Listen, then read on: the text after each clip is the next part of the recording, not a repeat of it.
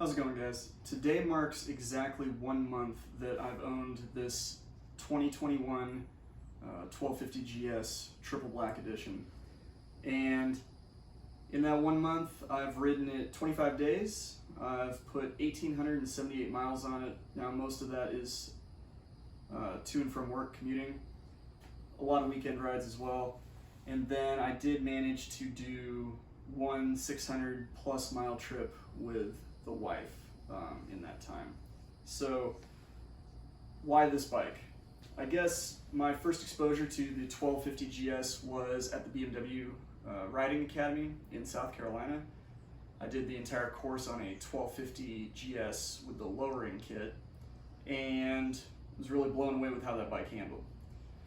I owned a 2020 1250 Roadster, and that had some weird computer issue that took more than a month to resolve. The dealership was very professional throughout the entire process, and I had enough equity in that bike that in the process of getting rid of that bike, I was able to upgrade to a GS.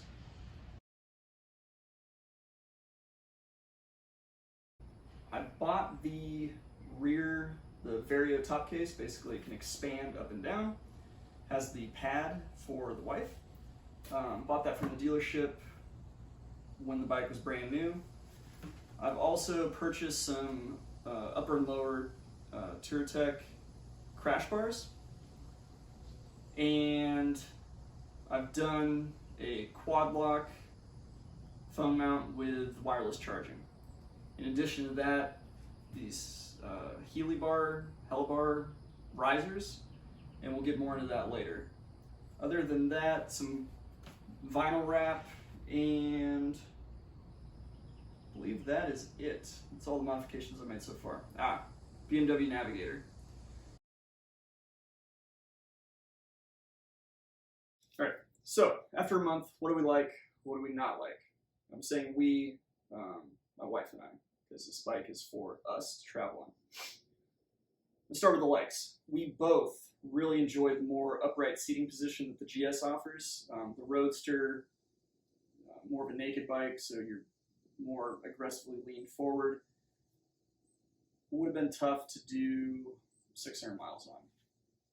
So we both enjoy that aspect of it. The wind protection on the freeway is amazing. I commute about 55-ish miles to and from work a day, and 70% of that's freeway. So the added wind protection the GS offers is amazing. Also the windshield, you can adjust. So just by turning this knob, no tools required. Pretty exciting. So wind protection is great. Suspension, oddly enough, this bike handles better than the 1250 Roadster on the road, which is, I think, entirely due to this front suspension just being that kind of cantilever design. Wife, she loves the passenger seat. It's significantly wider, and more importantly, the luggage rack or grab handles on the GS are also wider, so she's able to get more grab handle without having to kind of sit on her hands, as it were. She also really enjoys the top case with backrest. I will say personally, this does add some weight. It increases the center of gravity significantly, but the sheer convenience of being able to just throw my backpack, clothes for the gym, first aid kit, whatever, basic tools, just everything kind of ends up in here. It's great. So for that, it's convenient. Low speed handling, I love the low speed handling. Again, the Roadster, you were very down on the bars. Compared to this, you're sitting very upright. Steering, it's great.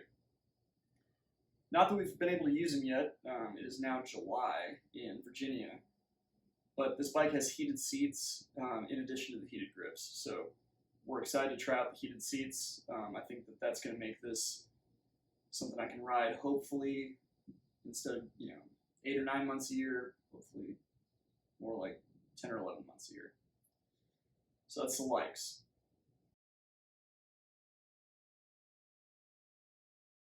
All right. Dislikes. I'm 5'7". I have an inseam of about 30-ish inches.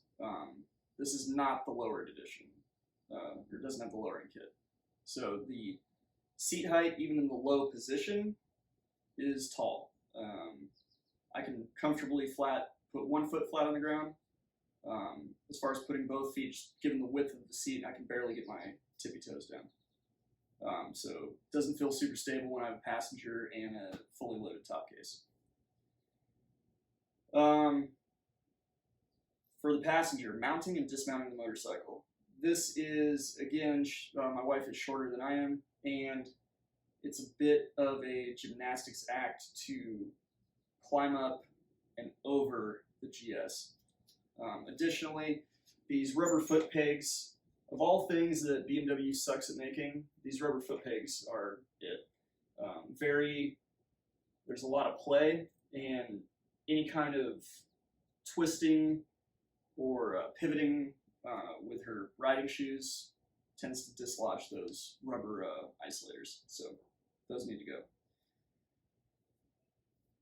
Biggest disappointment, and I'm going to call it a tentative dislike, but biggest disappointment by far, BMW Navigator 6. The dealership, which I love the staff there, but they were very emphatic. Hey, put crash bars on the bike, which obviously, and buy a BMW Navigator. Okay, so I bought a BMW Navigator. You can't Bluetooth.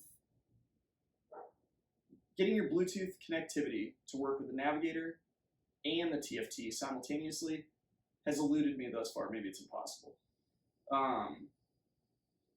Using something like Google Maps on a smartphone and then trying to remember how to use an old school Garmin interface for navigation, it's tedious at best. It does have some amazing features, windy road setting, etc. On the plus side, its redundancy, it's an extra GPS. So, not going to get rid of it, just disappointed. Side stand. The side stand is another shortcoming. Everybody adds larger feet to GSs. It's just a thing. Park them in the dirt, park them on hot pavement, or in my case, being a shorter person, trying to muscle the bike up with the wife and luggage, just the angle of the side stand can be pretty extreme if the parking lot's not perfectly level. So that's another thing that I just don't understand why BMW doesn't make a larger foot for the side stand. The other thing that I'm still playing with is I put bar risers on it following that 600+ mile trip. Brought the bars back, brought them a little too far back. When I try to stand up, get in that attack position for riding off road, the bars are a little close to my belt. So maybe I'll try rocks risers, but for now on the freeway, very comfortable. Still work in progress.